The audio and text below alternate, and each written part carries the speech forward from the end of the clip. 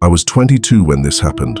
It was February 2023, during one of those weirdly warm winters in Vermont, the kind where the snow melts just enough during the day to turn everything into wet slush and then freezes solid again at night.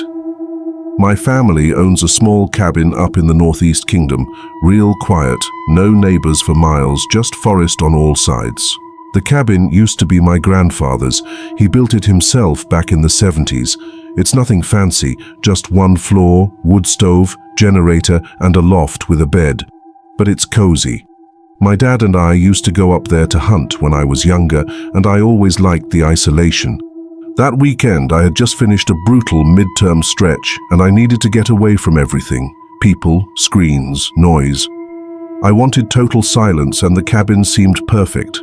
My parents weren't using it, and I had Friday through Monday off, so I packed some food, drove up, and got there just before sunset. Everything felt normal at first. I unlocked the front door, turned on the propane heaters, got the wood stove going, and put away the groceries. There's no cell service up there, no Wi-Fi, which honestly I liked. I brought books, a journal, and planned to just relax, hike a little, maybe ice fish. By 9 p.m. it was pitch black outside, like real rural black, where you can't see your hand in front of your face unless the moon's out. I was sitting on the couch in front of the fire, sipping cheap whiskey and reading. Just this quiet crackle of the stove and the occasional gust of wind outside. Then, and I'll never forget this, I heard 3 slow knocks on the front door. Not loud, just deliberate. Knock, knock, knock. It was so unexpected that I froze. I remember just staring at the door for a full 10 seconds like my brain hadn't caught up. Then I told myself it had to be a tree branch or maybe snow falling off the roof, but deep down, I knew it wasn't. I stood up, slowly walked to the door, and without opening it, I called out, "Hello, who's there?" No response. I waited. Nothing. I went to the window beside the door and pulled the curtain back just an inch. I couldn't see anything. The porch light wasn't working. I'd replaced the bulb 2 trips ago, but the fixture's old and flaky. Still, I opened the door, just a crack. I had this weird sense like I had to see. There was no one there. No footprints in the slush either. I stepped out, looked both ways, nothing but woods and the sound of melting ice dripping from the roof. I went back inside and locked the door, told myself again it was nothing, but I didn't feel like reading anymore. I stayed up until about 1 a.m. before finally turning in. The loft bed is right above the main room, with a view over the railing down to the living space. I left the stove burning low and let the firelight flicker on the ceiling. I had just started to drift off when I heard it again. Knock, knock, knock. Same sound, same pace. This time I didn't move. I stayed in bed, heart pounding, straining my ears. I figured maybe a bear. But bears hibernate that time of year, and besides, bears don't knock.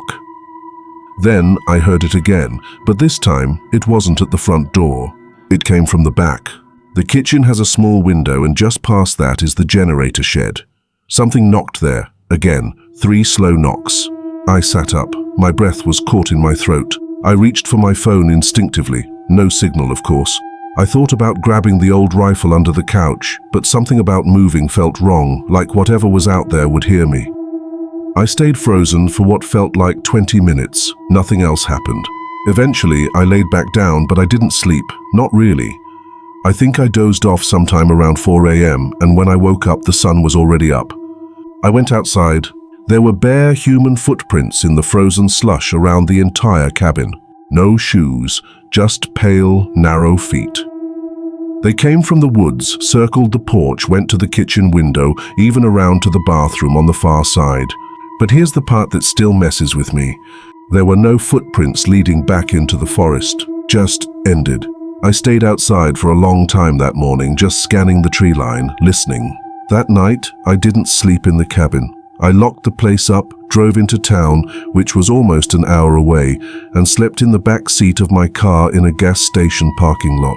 When I told my dad, he didn't laugh. He didn't call me paranoid. He just stared at me for a second and said, "You never leave fresh boots up there, right?" "No," I told him. "Why?"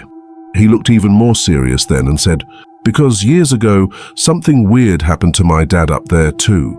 But we never told you. He found those same barefoot tracks, same knocks, just once. He sold the place right after, but your mum talked him into keeping it in the family. I've never been back. This happened in the fall of 2019.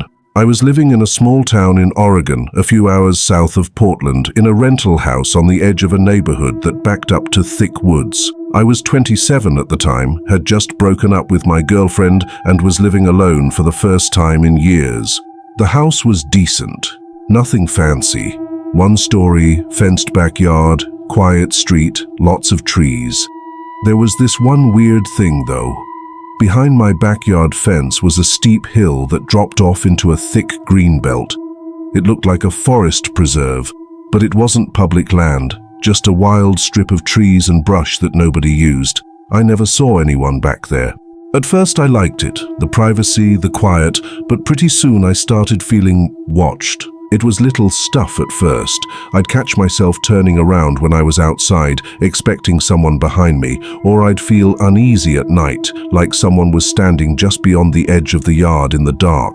Once, I thought I saw something move between the trees, but it was too fast. Could have been a raccoon, I told myself. Then one night in October, it got worse. It was around 10 p.m., and I was in the living room watching TV. I'd left the sliding door curtain in the back slightly open because the moonlight was really bright, and I liked the view of the trees. I had all the lights off except the TV, and that's when I noticed something. A face, low to the ground, peeking through the bottom corner of the sliding glass door. It was a girl. At least, she looked like a girl. Pale face, dirty hair, wide eyes that just stared, unblinking, right into the room. I jumped, literally jumped off the couch and backed away. I didn't scream. I didn't even say anything. I just stood there in silence, frozen, staring back at her. She didn't move. She didn't say a word. After maybe 10 seconds, she slowly stood up. She was barefoot, and from what I could tell, she was wearing a thin white dress or nightgown that was filthy and torn. She stepped back once, turned, and walked toward the wooden fence that separated the yard from the forest. And then she climbed it, like it was nothing. Didn't even use her hands, just stepped up and over like she'd done it 100 times, disappeared into the trees without a sound. I didn't sleep that night. I checked all the locks, turned on every light in the house, and sat up with a baseball bat in my lap until the sun came up. The next morning, I went outside and looked for tracks, footprints, anything. And I found them, barefoot prints in the dirt behind the sliding door. And not just one set. It looked like she had been there before, multiple prints, layered over each other, all circling the back patio and the fence line, like she'd been watching. I called the non-emergency line and told them I saw someone trespassing. They sent a patrol car, but the officer didn't find much, said it was probably a runaway or a squatter. When I asked about the forest behind the fence, he got kind of quiet. Said, "Yeah, we've had some reports from this side of town before, but we never find anything. That land's owned by the county. It's technically undeveloped." Then he looked at me and said, "You might want to keep your blinds closed at night, especially in October." That stuck with me. Over the next 2 weeks, I kept everything locked, curtains shut, lights on. I tried to forget about it, told myself it was just a weird night. Halloween was coming up, and maybe some teenager was messing with me. But then, a few nights before Halloween, it happened again. I was brushing my teeth in the bathroom, which has a frosted window facing the backyard. Just a blur of shapes and shadows from the outside, and I saw a shape move across the window. Slow, deliberate, stopping right in front of the glass. I turned off the light to see better. My heart was pounding. I leaned forward slowly, trying to make out what it was. And then I saw it. A hand. Pressed flat against the outside of the frosted glass, small, bare, feminine. The fingers started tapping, softly, rhythmically. Tap, tap, tap. I backed out of the bathroom and locked the door, even though I knew that wouldn't help. I didn't even go near the window. I just stood there, whispering to myself to breathe, to stay calm. The tapping continued for about a minute, then silence. When I finally got the courage to look again, the hand was gone. The next morning, I went to install a motion light out back, but as I walked around the yard, I saw something that made my stomach drop. On the inside of the wooden fence, the part facing inward into my yard, There were deep scratch marks, like someone had been clawing at it, not just once but over and over. That night, I put a chair under the doorknob, even though I knew it wouldn't matter. I didn't sleep, just sat up listening, waiting. And then, at exactly 3:03 a.m., my phone lit up.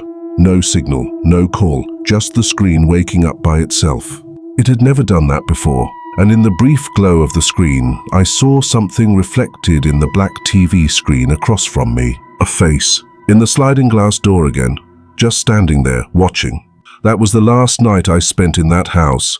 I packed up the next day, told my landlord I had a family emergency, and left the lease early, lost my deposit, didn't care. About a month later, I got a call from a new tenant. He found my number in the drawer under the kitchen sink. He asked if anything weird had happened to me while I lived there. I didn't say much, just asked him why. He said, "There's a girl. I saw her standing by the fence last night. Thought it was a dream." I told him it wasn't, and then I hung up. This happened in 2021, when I was living in Chicago. I had just moved into a studio apartment in the Logan Square area. Nothing fancy. 4th floor, older brick building, creaky floors, weird plumbing, but it was mine. It had this small balcony with an old metal fire escape outside the window, the kind that rattles if you so much as breathe on it. I always kept the window locked because, honestly, the neighborhood could get a little sketchy at night. Still, I liked the place. I worked evenings at a restaurant and usually got home around midnight. I was used to the city noises, sirens, traffic, drunk people yelling. You tune it out, you get numb to it. But there was one night I'll never forget, because it didn't sound like the city. It sounded like someone was waiting. It was early December, freezing cold. I'd gotten home late, took a quick shower, and was just starting to unwind, sitting on my bed scrolling through my phone. My room was dark, lit only by the soft glow of a street lamp through the window. And then I heard it, metal, flexing, like someone putting weight on the fire escape. It wasn't loud, just a slow groan of rusted iron bending under a footstep. I sat up immediately. My first thought was maybe it was ice breaking or some kind of wind stress, but there was no wind that night. Then I heard it again, another slow, deliberate step. I turned off my phone screen and sat completely still, staring at the window. The blinds were drawn, but you can always see just a little through the sides if there's a light source behind it. And that's when I saw it. A shadow, the silhouette of a man standing motionless on the other side of the glass. I didn't move. I didn't breathe. I just watched as the shadow stood there, not knocking, not trying to open the window. Just watching. After maybe 30 seconds, the figure crouched down and seemed to press its face near the crack in the blinds, like he was trying to peer inside. I remember this tightness building in my chest, like my body was screaming, "Do something," but my brain was frozen. I was waiting for something to happen, a tap, a knock, a word. But nothing came. Just that horrible stillness. I grabbed my phone, crawled low to the floor, and quietly called the building's emergency maintenance line, the only number I had that might be able to do anything fast. I didn't want to call the cops just yet.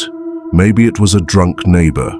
Maybe someone got turned around and mistook my apartment for theirs. The line rang once, twice, and then I heard it.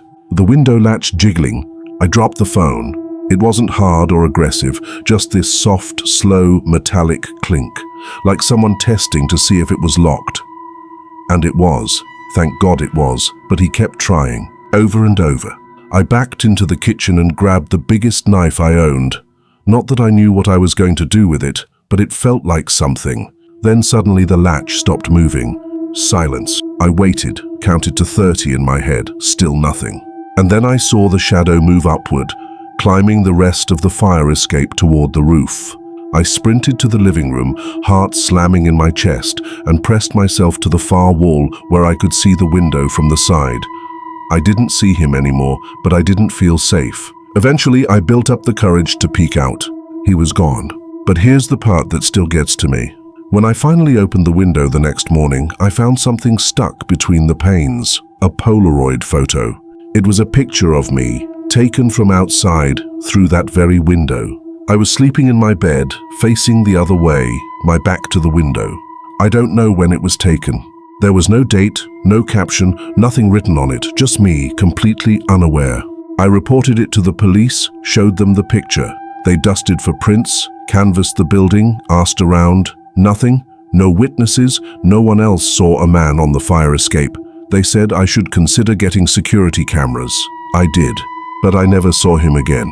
Still, every night after that, for the rest of the time I lived there, I locked the window 3 times. I slid the knife under my mattress. I barely slept. Because here's what I kept thinking about. If there was one Polaroid taken from that exact angle, how many others did he take? And how long had he been out there? Watching me sleep?